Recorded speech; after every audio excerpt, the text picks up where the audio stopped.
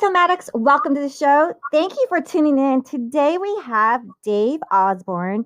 Dave is a director of animation and TV, and he is known for Lego Nexo Knights and also Mr. Bean.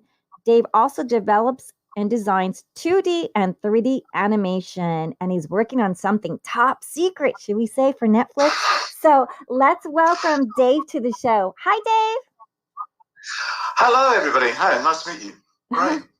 It's great to be here. I mean, I guess really, sort of setting off, I suppose, to introduce myself and talk a little bit more about what I've been, where I'm from and stuff. I'm a director and I work on primarily television series. I'm based in the UK. I'm based in London, in fact. But like most of my career, I've worked around the world. I've spent time working in India, Canada, Korea, China occasionally, and of course various bits of Europe. And the production I'm on at the moment, we are based in South Africa, London, and France. Oh, great. And so as you guys heard from Dave, are we allowed to say your accent? That Dave, you're recording with me live today. You're actually in London, right? Yes. Yeah. Yes, so, I'm in London. Yes. Yeah. And I think it's morning for you and evening for me. So it's one of those, I'm afraid. It's the afternoon. It's exactly at lunchtime, afternoon in Los Angeles, and we're recording in summer. How's the weather like in London out there? It's actually very nice. It's been a brilliantly sunny day. Not that I've seen much of it because I'm in the office, but it's been a brilliantly sunny day through the window anyway. Oh yeah. Speaking of how long when you working on an animation project? Like I heard they can be like 15-hour days, right?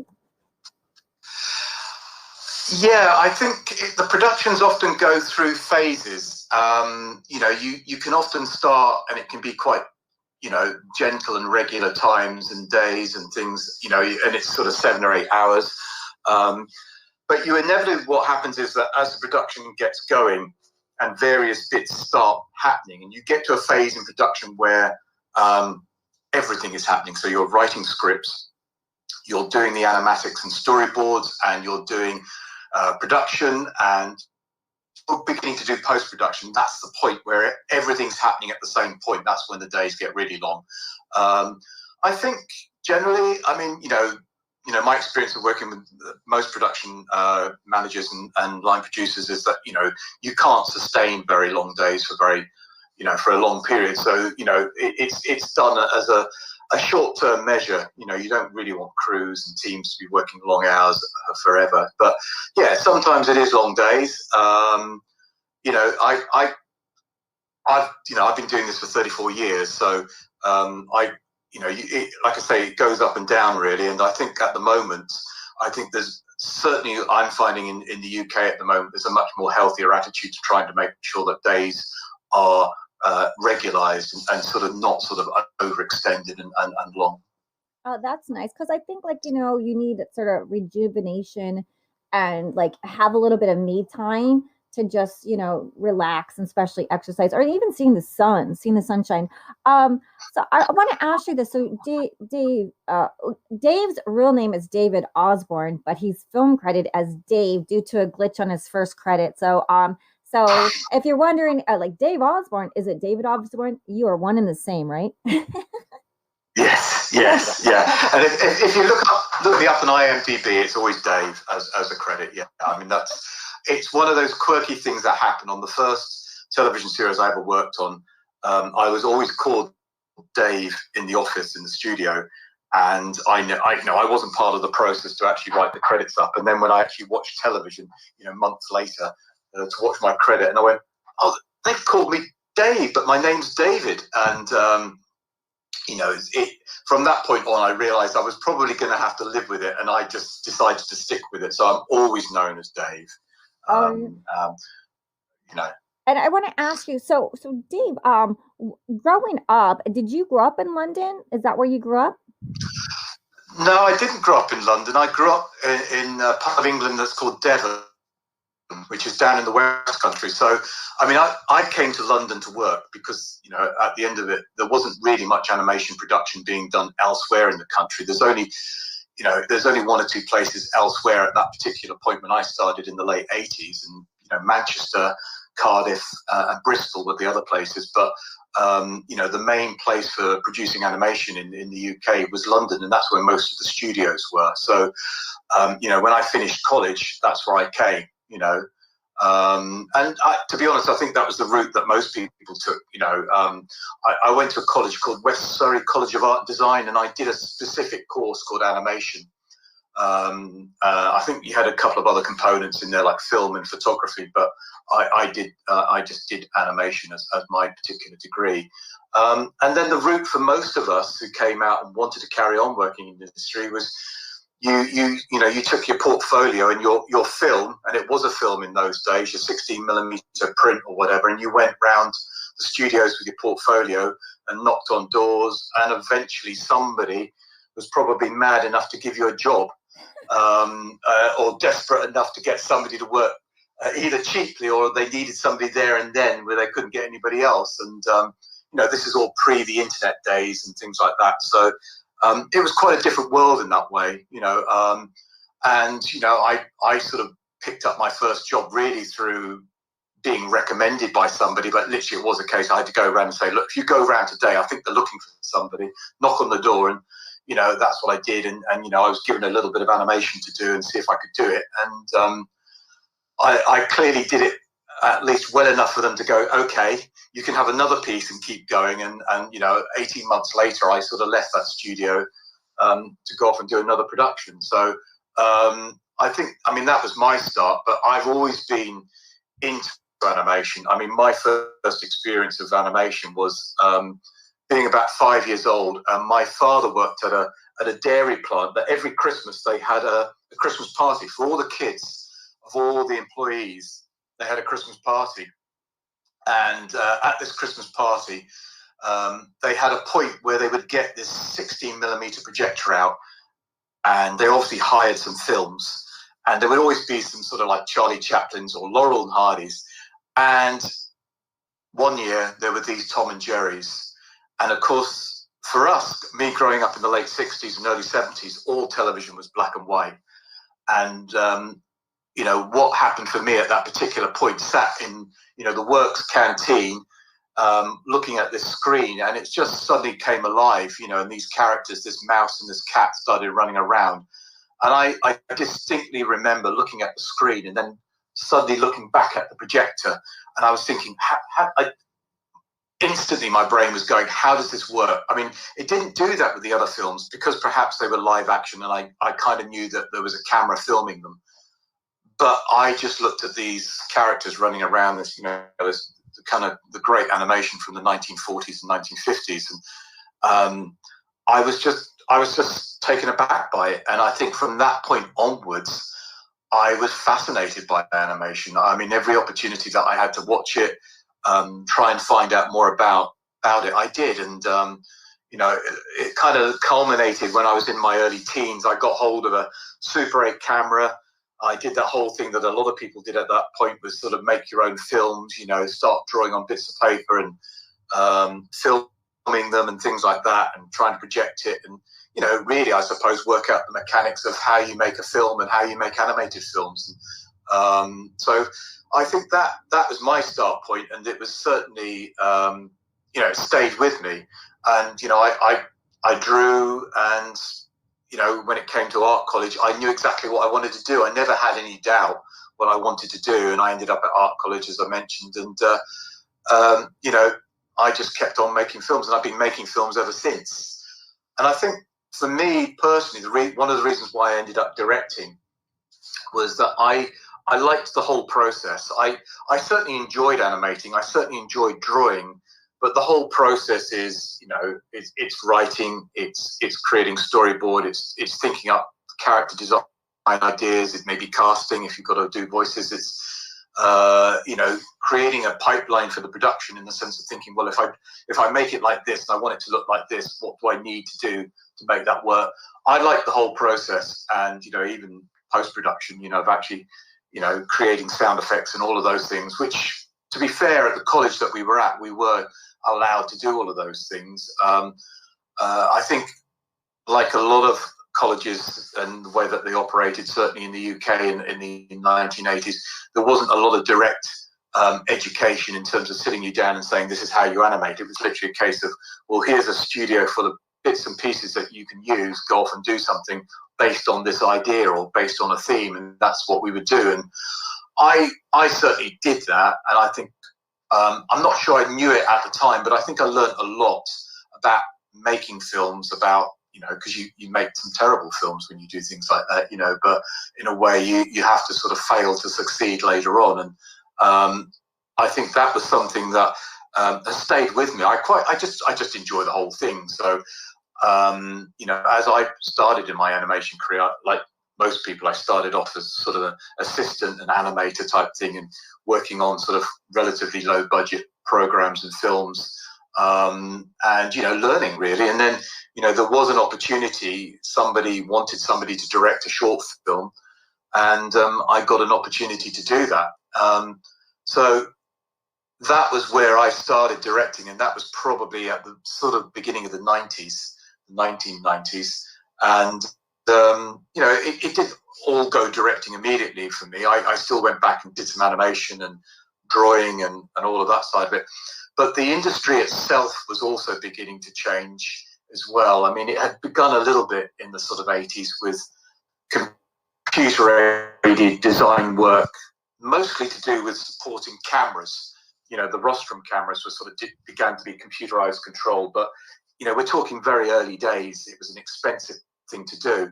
But I think in the early 90s, the sort of laptop, you know, the desktop computers became very much something that became affordable and powerful enough to run graphics that were actually worth watching, if that makes sense, you know.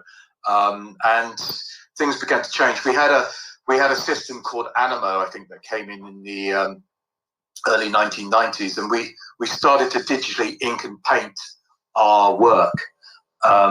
And I think that was kind of revolutionary. I just remember, you know, one day going in to watch the first rushes that we produced in this system called Animo, and you know, it was on a TV monitor, which obviously was different because we were used to watching rushes on a Steenbeck and on film, and, you know, it would be probably a light rush print, so it would probably look a bit washed out as well. And we watched this, you know, tape or whatever, disc. It wasn't a disc. I think they'd had to transfer it to tape. And again, it was one of those moments, a little bit like sat back in that canteen when I was 5, and I watched it and realized I think the industry is about to change massively. It was a kind of moment for me of, you know, watching this film go through, and, you know, it wasn't all shot in sequence. It was all sort of clips and, you know, various shots from different points. And we were doing things, they'd done things in this Animo system that were so sophisticated. I remember there was a shot of a deer walking down towards the water, and it kind of lowered its head and put its head into the water and to drink, and the ripples came out, and there were all the reflections, and it was kind of multiplaning through some bushes and bits and pieces. And, you know, for the sort of work we'd been doing previously to that, I mean, to do something like I'm describing with this deer, it would have been hugely expensive. It probably would have only been done on a very expensive feature film. And yet we were doing it in a kind of office somewhere in London on a couple of computers. And I think you suddenly realize that the potential for storytelling was changing. I think the economics were changing. You know, clearly the skill set was going to change, what people needed to be able to do in terms of, you know, suddenly it wasn't just about being able to hold a pencil and draw well. You were going to have to think differently. You're going to have to think about, you know, what it was to engage with computers. And I think it was, you know, I think in terms of my career, I think it was one of those moments where I said, okay, I have to accept this. I really have to. I have to embrace it as well, because I think this is going to revolutionise what we're doing. You know, and I think that was a big thing for me in a way, because it allowed me to take the same attitude when other changes came along. And you know, sometimes I don't think for me there was ever a moment quite as big as that. but certainly there have been other changes that have come along and I've gone, okay, you remember that moment when you sat and watched those rushes? This is one of those moments again, Dave. You've got to think about it like that. You've got to embrace it again and go with it. So, for me, my career as a director, I think it started in film and it's gone through tape and now it's digital. I kind of think that's a privilege in a way. I think it's a privilege to have all of that experience and understanding. I can't say it hasn't been challenging along the ways at times. It's certainly had sort of moments where I've gone, I don't know whether I can really sort of, keep going with these changes and keep up with everybody. But I think ultimately you look at it and go, well, look, if it makes it better, if it makes it more interesting, if it means that we can tell more interesting stories or different stories, then I think that's a good thing. And I think reflecting on where we are at the moment in our sort of COVID and post-COVID world, I mean, I'm in a situation at the moment working with a crew and a team spread across at least currently 2 continents, Europe and Africa. I've got team colleagues in Cape Town, and I've got colleagues in Paris and colleagues in London. But our communication, it's totally through the internet at the moment. We have, like a lot of people, we have multiple meetings through the internet, and all our materials are all on a central drive, and we're sharing them like that, and we've all got access. And I think back, to even 5 years ago, maybe that wasn't possible, probably to do it to the extent that we're doing. I mean, we've had to get on with it. We've had to do it and get on with it. But I mean, I like that in a way. I like the fact that we spend our time cooperating and working things out, and dealing sometimes what are cultural divides and working those things out as well. It's part of the fun of it, as well as the fun of actually sort of telling these stories. That's amazing. Yeah. So you've come a long way from the 80s, where you started in the 90s, where you started with this Beano comic. And then you did the TV series Wiggly Park. But I want people to know that in 1999, you were one of the first to direct the fully computerized 3D TV series, which was the QBs. So that's really interesting. And then you did the action adventure show Friends and Heroes, and which was that's really interesting, about the first Christians living in Alexandria from 60. That's very like it's just interesting, the subject matter of how you make these shows. It's almost like History Channel, right? And cartoons. It certainly was, and something like Friends and Heroes, which was obviously based. It had a real context in the sense it was based. The storytelling was based in Alexandria, sort of in the Roman era. I think it's 63. I think we lead up to the fall of Jerusalem. We had to look at all of that. The research that we did in that process. I spent a lot of time looking at sort of fragments of maps to work out what Alexandria might have looked at that particular point, because what we wanted to do was obviously design somewhere and create a world that was believable. Ultimately, unfortunately, Google Maps weren't around at that time. So, what you end up doing is looking through a lot of history books, and you find a piece of it there, and it says, well, it's not quite the right era, but somewhere between those 2 eras, these things happen. So you kind of work things out a little bit, and you say, right, that's my street plan. And as a director, if I'm doing something that's in a city and uses a city as a backdrop, I quite like that, to actually have that process of sitting down, learning the city. Because what's great then, when you start working with the writers, you go, okay, yeah, if so-and-so comes out of his house now and he goes right, he goes down there, he'll see this, he'll see the palace, or he'll go left and he'll see the whatever building it is that we need them to do. So I quite like constructing that world. That I think that's part of my role really as a director on a television series, that you help build the world a little bit, so that everybody else that's working with that, whether it's the writers, the storyboard artists, or the designers, they've got that platform to step into and can share it. And I, and hopefully then me as director, I can take everybody through it. But yeah, for Friends and Heroes, we did a lot of research. We had to do a lot of research on things like Roman uniforms, trying to ensure that we're as correct as possible, but at the same point, because that was a 2D show, you look at it and you go, right, how do we design it that will also work for production? Whether it's a case of saying, well, we have to simplify certain elements, what's important here for the story, is this guy an officer, so we need to make his uniform look more elegant, or whatever it is, or what are the things that denote his rank? And I think, we went through a lot of research for a series like that. Is that called? It's almost like it's adult animation. Is that more adult animation? Because today, would that be considered adult animation? That the series itself, it was based on an action adventure show, and the characters are all sort of living in this sort of period. It's sort of about 30 years after the crucifixion of Christ. They don't refer to themselves as Christians. I think they refer to themselves as friends of Jesus in the series. And they are obviously, Alexandria itself as a city was really important to the Romans because it was the gateway to Egypt, and Egypt itself was the breadbasket of Rome. Egypt itself, around the Nile and everything, is where they grew wheat, and the ships would come in, they would collect the wheat, take that back to Rome, and it's what fed the Romans. Bread, if you could keep people fed, then you can keep a city like Rome going, and that was, so it was a very important part of the Roman Empire. But also Alexandria itself was a huge crossroads for at that point Jews, and also early Christians, the Romans themselves, and other merchants and whatever. So it was a huge sort of crossroads for the culture in that area and trade.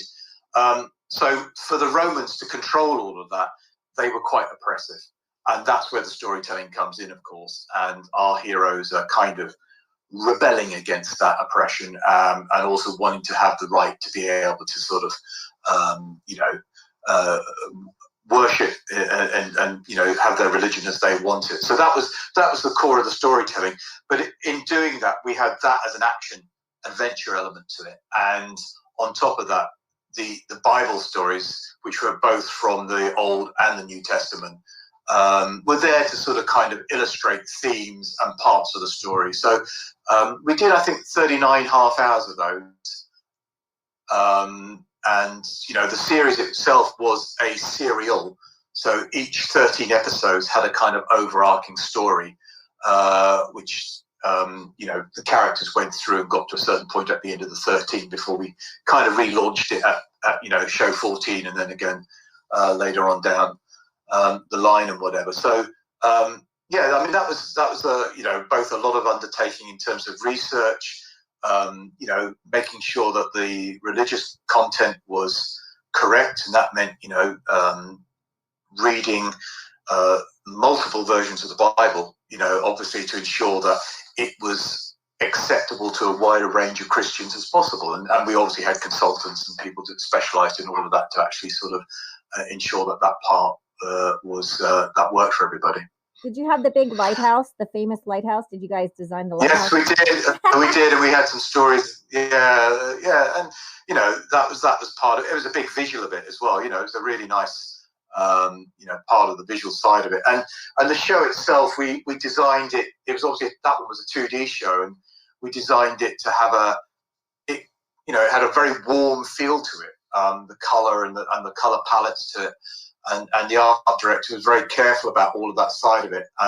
We also, the Bible stories themselves were in 3D, and that was deliberate, so that because the core characters would tell the story, they would tell the Bible story and recount it, and then we would sort of go into it.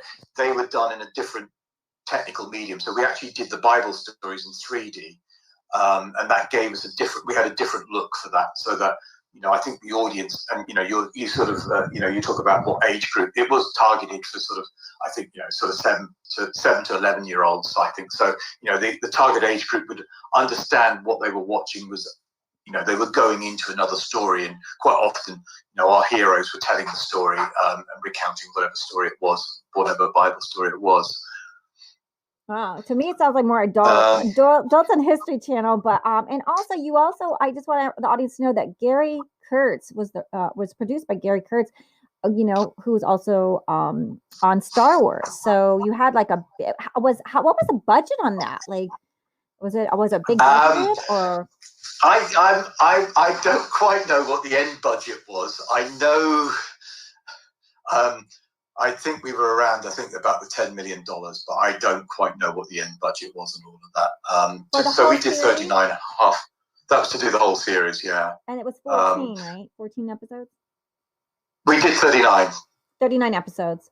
Wow. Yeah. I mean, this was a few years ago as well. And I think we obviously broke the production down. We did the initial CG animation in the UK. And then I think most of the 2D animation was done in Korea. And in terms of production process, it was done like many action adventure series, whether they're done out of LA or out of London or whatever.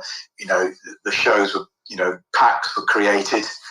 We had character packs and location packs and whatever, and they were all, in those days it wasn't digital. We just packaged it all up, sent it out to Korea with a kind of set of briefs. And storyboard and animatics, and the teams out there would create the animation, and we sort of observe it and review it at various stages and work like that. So we then did all the post production back in the UK, but we recorded the voices in Canada, and the writing team were mostly based in LA, as far as I remember. The head writer was a guy called Stan Berkowitz, who's a friend of mine, and he also worked as a head writer on another show I did as well afterwards as well. But no, they'd all come from, apart from writing on our show for Friends and Heroes, they also had come from writing things like Spider-Man and Batman and things like that. So they had all the kind of the action adventure chops, if that makes sense. They had all of that sort of track record to sort of create the right tone. It needed to be something that would engage with the audience. That an audience that's got a lot of competition on the screens. For watching different things. That there had to be excitement. There had to be some jeopardy and drama in there. I think I feel that I think if you were a sort of 7 or 8, 9-year-old person, I think you'd be into it. You could sort of enjoy the drama of it. The stories were told from an angle where, whilst there was a realistic element to what we were doing, it certainly had enough fun in it. And the villains themselves, the key villains, were quite. We played them broader and more comical as well. The body shapes and everything like that. We played them, and yes, the Roman world was quite a cruel world at times, I guess, in reality, but we never went that far with our drama. Well, Egypt was a cruel world, wow, with all those slaves building all those things. Or at least Romans released their slaves and they no longer been slaves. So, I mean, each civilization can be cruel. But, I mean, so I want to just let our audience know we're going to do part 2 with Dave Osborn. We want you to come back. Please come back for part 2 because we want to talk about his Lego Adventure animation, which is Nexo Nights, and also some things he did for Disney, including Pixar Cars, and also animated Mr. Bean, and also his secret project with Netflix. So come on back for part 2 because we have lots more to talk about with Dave Osborn.